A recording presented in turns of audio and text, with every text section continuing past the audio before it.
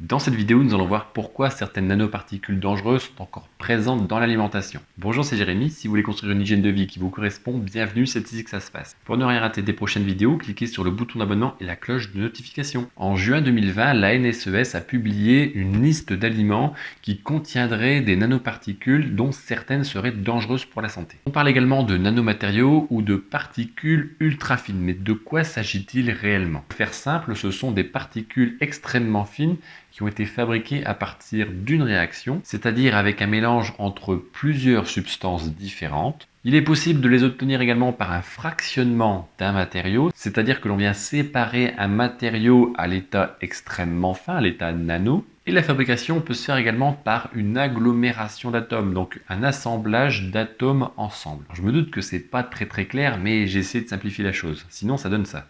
Un nanomatériau manufacturé est un matériau de nature organique, inorganique ou composite produit par l'homme à des fins applicatives et composé en tout ou partie de la particule constitutive représentant au moins une dimension comprise entre 1 et 100 nanomicrons. Ouais, ça c'est la version un peu plus officielle. Et non, je ne vais pas m'embêter à retenir ça. Dans tous les cas, ces nanoparticules peuvent être sous forme de poudre, de gel ou encore d'un mélange liquide. Alors pourquoi se sert-on de nanomatériaux, de nanoparticules? Tout simplement parce qu'elles servent d'additifs alimentaires. Alors, un petit rappel rapide, des additifs alimentaires, on les ajoute dans les aliments pour permettre d'améliorer la qualité gustative, donc améliorer le goût des aliments, la texture, la couleur ou encore la conservation. En gros, on vient améliorer le produit artificiellement. Oui, mais pourquoi utiliser des nanoparticules alors qu'il y a déjà des additifs alimentaires? Et tout simplement parce que le gros avantage de ces nanoparticules, c'est le coût.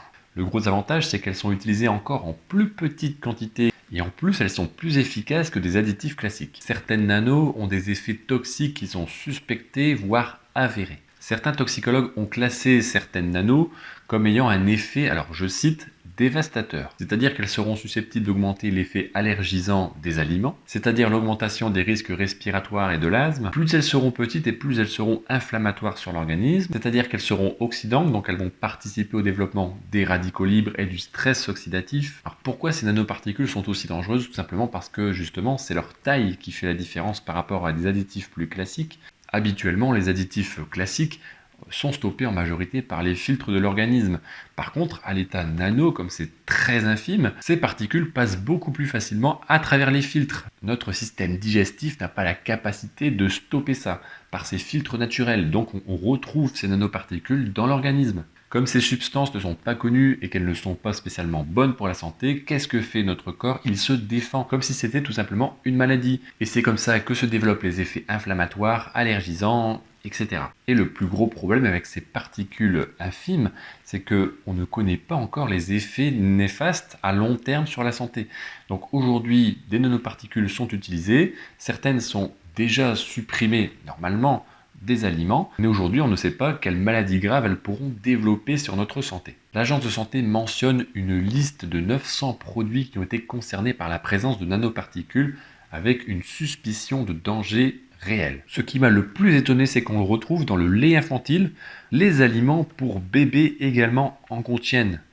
Les biscuits apéritifs, les barres de céréales, les gâteaux, certains biscuits sucrés transformés par l'industrie, des boissons sans alcool, des bouillons salés pour les plats, les bouillons cubes prêts à l'emploi, les soupes prêtes à l'emploi aussi industrielles, les céréales du petit déjeuner, la charcuterie, les glaces et les sorbets, les produits laitiers et produits laitiers qui sont assimilés, qui sont également transformés par l'industrie, les produits à la coupe que l'on retrouve en magasin, les sauces prêtes à l'emploi, viennoiseries, desserts surgelés, bonbons, confiseries.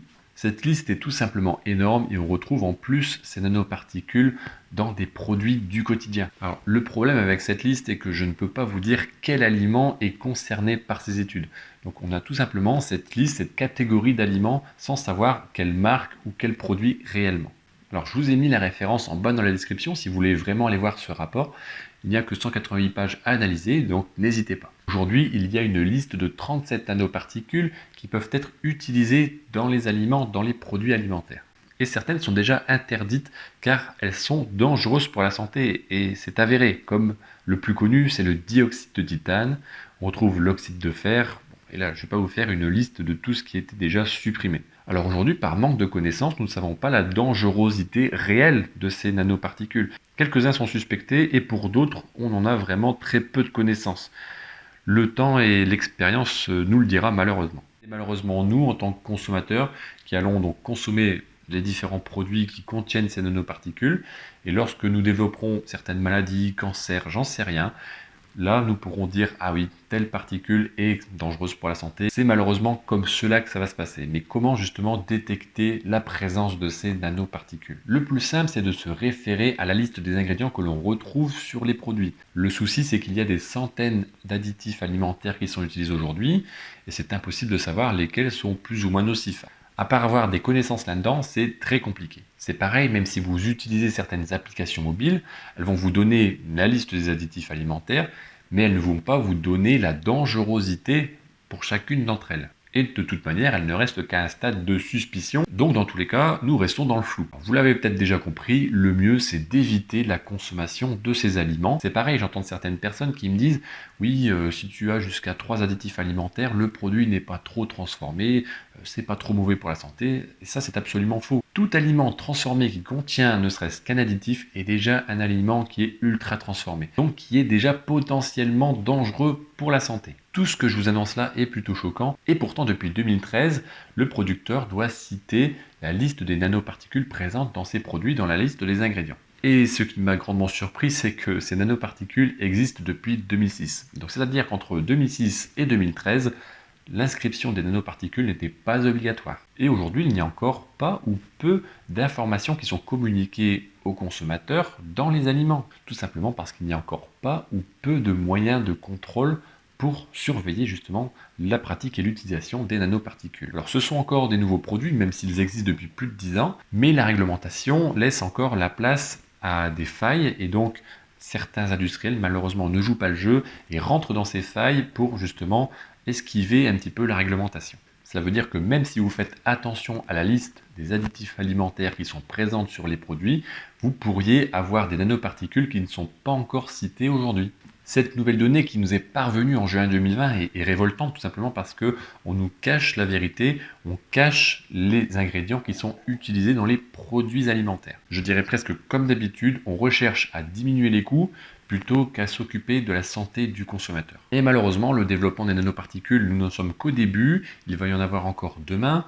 Le problème, c'est qu'il va y avoir quelques essais, peut-être qu'un danger sera suspecté ou peut-être pas encore, et c'est lors de l'utilisation, le consommateur qui va prendre ces produits pendant X années, et dans quelques produits, on va se retrouver à dire « Ah bah tiens, cette nano-là, elle est cancérigène, bah tiens, celle-là, elle est mutagène, et l'autre reprotoxique, et l'autre toxique, et, etc. » Donc voilà, ce sujet m'a particulièrement intéressé, j'ai terminé de râler parce que la vidéo est finie. Donc soyez attentifs à ce que vous consommez, aux aliments transformés que vous achetez. Faites attention, il y a encore de nombreuses données qui ne nous sont pas communiquées ou la dangerosité de certains produits qui ne sont pas encore connus. Au plus vous allez vous éloigner des aliments transformés, au mieux vous vous porterez. N'oubliez pas que la meilleure personne qui va s'occuper de vous, c'est vous-même. J'espère avoir réellement attiré votre attention sur ce sujet, sur l'implication des additifs alimentaires dans notre alimentation. Voilà, j'espère que cette vidéo vous a réellement plu. Vous pouvez vous abonner si vous ne l'avez pas encore fait, partager la vidéo à un maximum de personnes pour faire connaître ce sujet qui est alarmant. On se retrouve bientôt pour une nouvelle vidéo. Portez-vous bien et à bientôt.